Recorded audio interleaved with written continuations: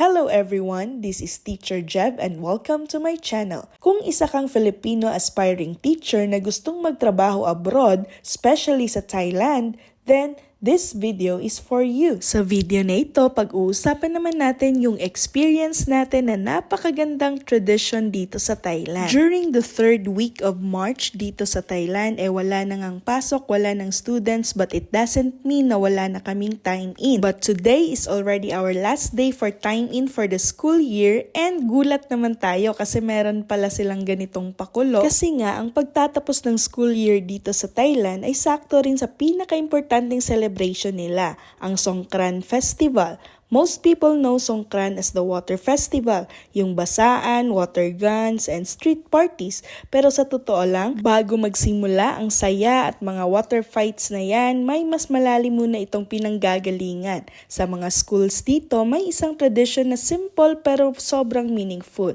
Ito yung pagbibigay respeto sa elders at seniors na teachers sa school ninyo. Isa din ang paghuhugas ng mga Buddha statue with scented water, symbol ng paglilinis, pag-let go ng bad vibes, stress at lahat ng mabibigat na nangyari sa buong school year. Parang reset button, iniisip mo lahat ng natutunan mo, lahat ng pinagdaanan mo at ready ka nang mag-start ulit. Of course, dahil vacation na nga, we are very excited na dahil sa sobrang init dito sa Thailand, ang sarap ng magtampisaw. Beat the heat of summer, ika nga. Since napakalapit lang neto sa bahay kung saan kami nagre-rent, for only 50 Thai baht, you can already enjoy swimming all day and guess what? Parang na-exclusive pa namin yung place kasi kami lang talaga yung nandito. May isi-share nga pala ako sa inyong important information about teaching dito sa Thailand.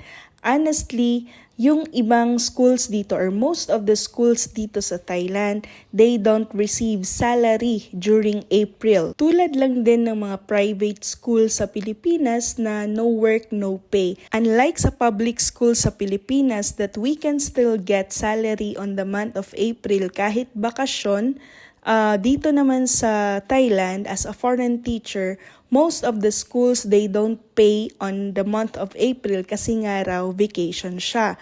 So, just to set your proper expectation para alam nyo lang din. Although, hindi lahat ng schools dito sa Thailand, ganyan yung policy, pero most of the schools talaga dito, wala silang salary on April, yung mga foreign teachers. Medyo swerte lang tayo sa school natin ngayon kasi we still get salary on the month of April. As of my status, marami akong mga isinaalang-alang and pinag-isipan talagang mabuti bago ko tinanggap yung trabaho dito sa Thailand as a teacher kasi nga in the Philippines I am already a public school teacher and alam naman natin na bayad tayo kahit April sa Pilipinas. Kaya sinigurado ko talaga na better offer talaga yung makuha natin dito sa Thailand bago ko ipagpalit yung lifetime job ko na sa Pilipinas as a public school teacher. Kung isa kang teacher sa Pilipinas ngayon at kumikita ka na ng around 50,000 pesos or more per month, napapaisip ka pa ba minsan, worth it kaya magturo sa Thailand? Kasi aminin natin ang daming nakikita online, travel goals, magandang lifestyle, parang ang saya ng buhay abroad. Pero today, let's talk about the real side. Walang filter, walang pa-hype. Una sa lahat pagdating sa salary, kung nasa Pilipinas ka na at kumikita ng 50,000 pesos pataas, that's already good. Hindi yan basta-basta. Kasi dito sa Thailand, kung hindi ka sa international schools makakapasok, most schools, especially government at private schools dito, ang average salary ay nasa 40,000 to 50,000 pesos lang din ang equivalent. Minsan, mas mababa pa. Yes, totoo yan. Yung inaakala ng iba na mas mataas agad ang sahod abroad, hindi siya automatic. In fact, kung beginner ka pa lang, you'll almost likely start around 40,000 pesos.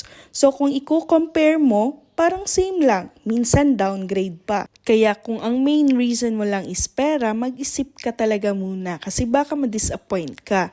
Pero hindi ibig sabihin nun na hindi worth it pumunta dito. Kasi may ibang bagay na hindi nasusukat sa salary. Let's talk about the cost of living. Sa Thailand, lalo na kung nasa province ka, mas mura ang pagkain, transportation at rent compared sa Pilipinas. At lalo na sa Metro Manila.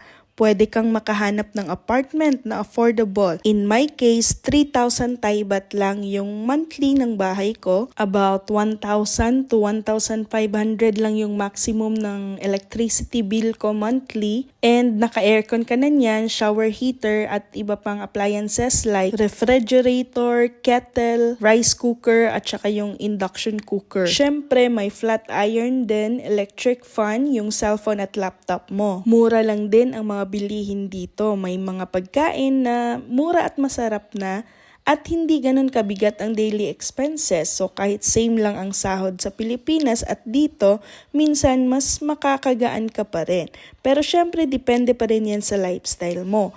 Kung mahilig kang gumala, mag-travel, mag-cafe hopping, ayun, mabilis din maubos ang sweldo. Balance pa rin talaga. Next, work experience. Ito yung pinakamalaking advantage. Teaching in Thailand will expose you to a different system, different culture, different students, at ibang way ng teaching. Magiging flexible ka, mas matututo kang mag-adjust, at ito yung experience na pwede mong dalhin kahit saan. Whether bumalik ka sa Pilipinas or mag-apply ka sa ibang bansa, kasi let's be real, international teaching experience is a big plus, pero hindi rin siya madali. Language barrier, meron. Cultural differences, meron din. Minsan hindi mo agad maiintindihan yung sistema nila. Minsan ikaw yung mag-a-adjust at hindi lahat ng araw masaya. May homesick moments, may pagod, may frustrations, normal lang yan. Pero dito papasok yung tanong, ano ba talaga ang goal mo? Kung ang goal mo is financial stability only at okay ka na sa sahod mo sa Pilipinas, then maybe you don't need to leave. Pero kung ang goal mo is growth, experience, exposure, at gusto mong ma-change ang sarili mo, then Thailand can be a good stepping stone. Kasi dito matututo ka hindi lang bilang teacher, kundi bilang tao. Another thing, opportunities. Kapag nandito ka na, mas madali nang maghanap ng better schools. Pwede kang mag-start sa basic salary, then after a year or 2, lipat ka sa mas mataas na offer. Or try international schools kung qualified ka. Hindi mo man makuha agad yung mataas na sahod, pero may chance kang umangat. So again, is it worth it? Kung iiwan mo ang 50k plus salary sa Pilipinas para sa same or slightly lower salary dito financially, hindi siya malaking upgrade. Pero kung titingnan mo ang kabuuan, experience, lifestyle, personal growth, doon mo makikita ang value. At minsan, hindi lahat ng desisyon dapat nakabase lang sa sahod. Minsan, kailangan mo ring itanong, saan ako mag-grow, saan ako magiging mas fulfilled, saan ako matututo. Kasi at the end of the day, teaching is not just a job, it's a journey. So kung plano mo mag-apply dito sa Thailand, come prepared. Hindi lang sa documents, kundi sa expectations din. At kung ready ka na sa reality, ready ka na mag-adjust at ready ka matuto, then maybe Thailand is waiting for you. So that's it. Kung may mga questions ka pa, feel free to ask and comment down below. At kung nakatulong sa'yo ang video na ito, baka pwede namang makisuyo ng isang like and subscribe ka na din para updated sa mga latest videos. You can also suggest kung ano yung mga topic na gusto mong gawan ko ng video. Thank you so much for watching!